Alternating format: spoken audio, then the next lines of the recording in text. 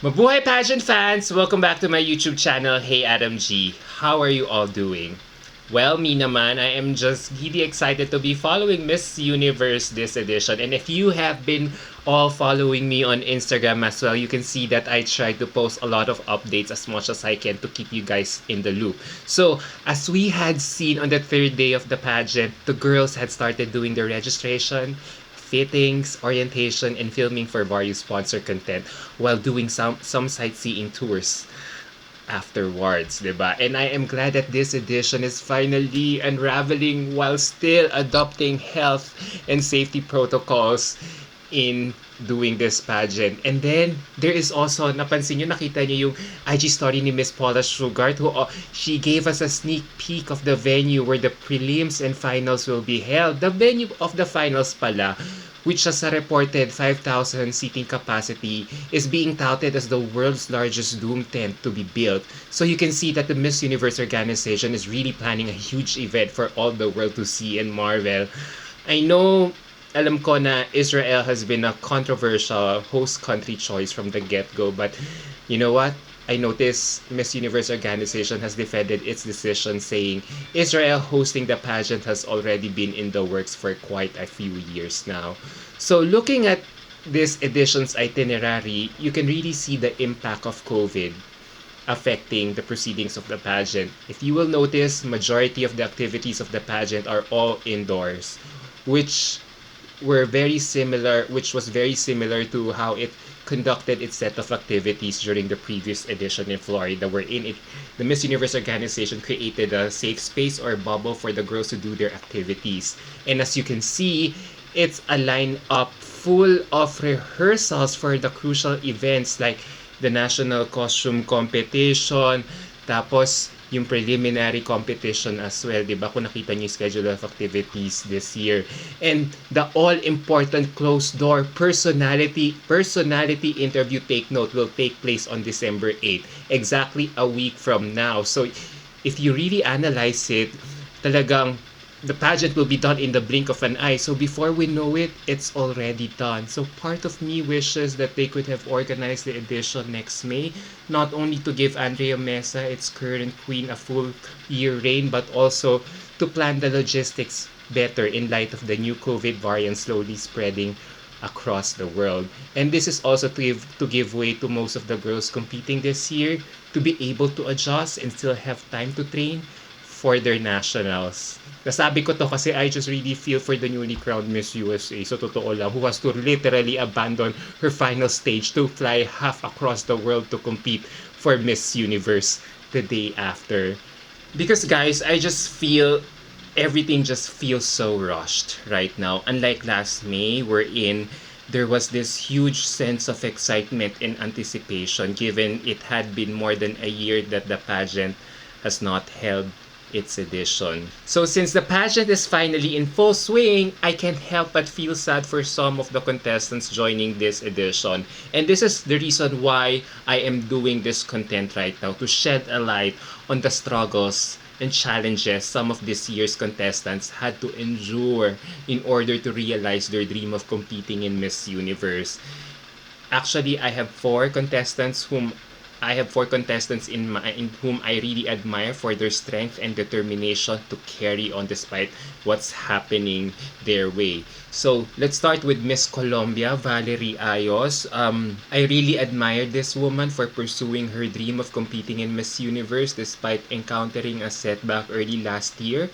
Luckily for her, her age still permitted for her to be able to join Miss Universe. If you remember, she was supposed to represent her hometown San Andres at Miss Universe Colombia 2020 but had to withdraw from the contest after testing positive for COVID-19.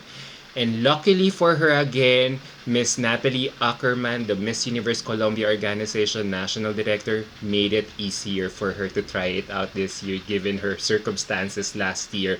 And the rest, as they say, is history. So right now, I am so happy to see Valerie in the pink of her health competing for the pageant of a lifetime as she continues to be part of everyone's top picks for the crown this year. So guys, similar to Miss Colombia's situation, my heart also bleeds for Miss France Clemens Botino, who has been revealed to have tested positive for COVID-19 upon check-in at the official hotel of Miss Universe organization a few days ago.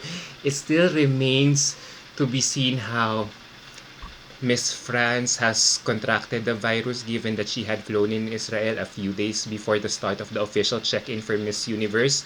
And since testing positive in the competition, she was reportedly taken to self-isolation by the ambulance in an undisclosed facility. So it also remains to be seen if she will still be able to catch up and join her fellow Miss Universe sisters in the remaining activities. As I feel, it takes almost 2 weeks to recover from COVID-19. Diba? 14 days. And if you calculate 12 days from the day of her arrival, the competition would have been over. However, I'm so glad that the Miss Universe organization has been on top of her situation by monitoring her medical condition right now. So with our prayers and support, I am praying for her healing and recovery the soonest. Now, another contestant whom we should also offer our love and support is Miss South Africa, Lalela Mswane. You know, she might not have contracted COVID-19 like Miss Colombia and Miss France, but she is also facing a different kind of pain and struggle, no matter how she conceals it with her beautiful smile on her photos in Miss Universe right now. As we all know, she is competing in this year's Miss Universe pageant without the support of her country's government due to her government's pro-Palestine stance. And as we can see, South Africa has a long history pala of supporting the Palestinian people, and apparently Israel's treatment of the Palestinians reminds many South Africans of the apartheid crimes against its black population.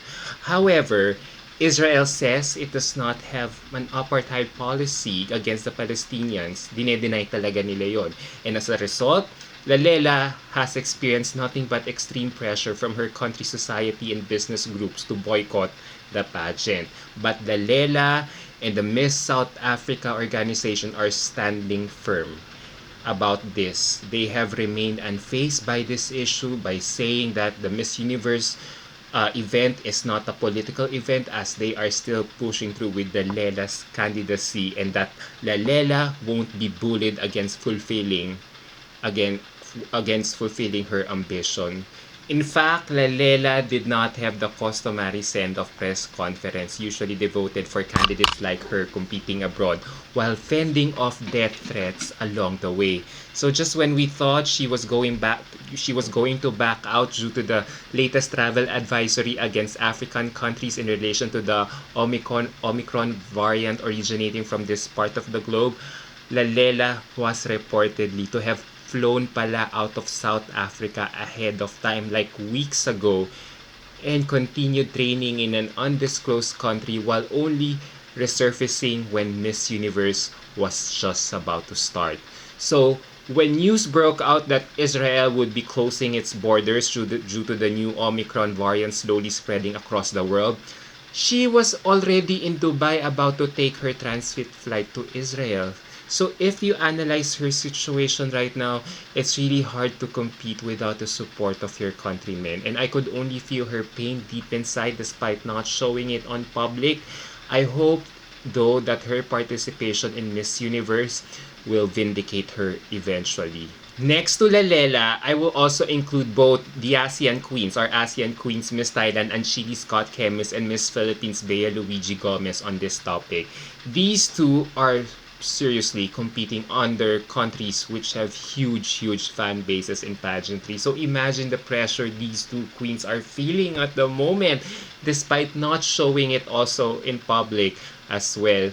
And although their struggles are not as deep and hard compared to the first three candidates I had mentioned, the unnecessary issues being created surrounding their candidacies right now are something I wish would be addressed as soon as possible and accordingly. So these girls will no longer be distracted as they go on with their respective Miss Universe journeys right now.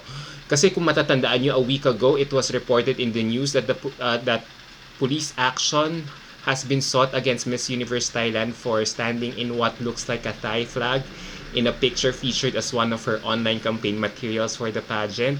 Anjali is said to being accused of breaching the 1979 Flag Act and on ban on the use of national flags for commercial purposes. Although the police officer is not seeking any jail terms for her, the embarrassment pa rin that this is causing Anjali could really give her a negative image on social media, and we all know naman how Miss Universe organization wants its winners to be untainted with any scandals or disparaging news that might affect the reputation of the organization, di ba? So similarly, Bea Luigi Gomes, our very own Miss Universe Philippines, is also in the news due to the happenings of her personal life before leaving for the competition in Israel. And to be honest, it's really hard to compete without being distracted by all these unnecessary noise hounding you on social media. But luckily for Bea, she is made of sterner stuff as she prefers to set her laser beam focus in place while preparing for Miss Universe.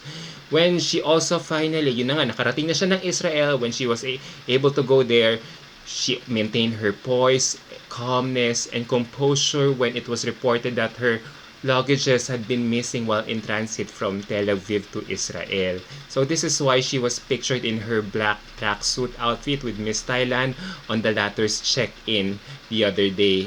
And as I do this vlog right now, I am so glad that the missing luggage has been found and all our worries have been dashed right away. I hope talaga Bea will no longer encounter anything that will distract her from her focus while competing in Miss Universe.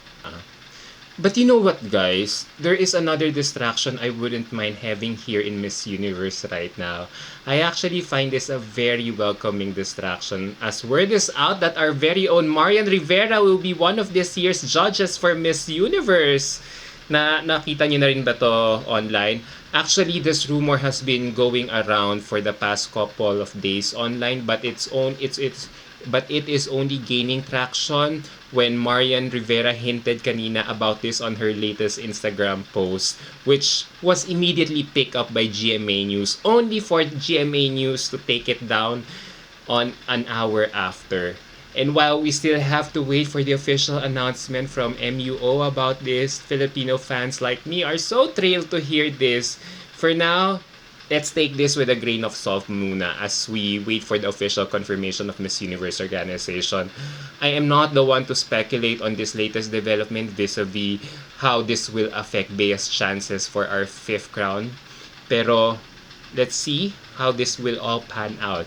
I know people have been wondering Marion's credentials to become a Miss Universe judge. Maybe the closest I could think of right now is her charity involvement with Smile Train Philippines, as she has been an ambassador of it for the past few years already. So, yun na nga, whether Marion is really judging or not, this whole news, it only makes me excited to follow the finals night on December 12th. There are now 2 Filipino personalities we will be eager to see in the finals, Bea and Marion Rivera. So, Filipino represent talaga. Kaya, laban Pilipinas! So, yon. So, yun guys muna ang mga kaganapan sa Day 3 ng Miss Universe 70th edition. I hope you follow me for more pageant news and updates on all my social media platforms. Hey Adam G on Instagram, YouTube, and Facebook. Alright guys, until my next video. Bye!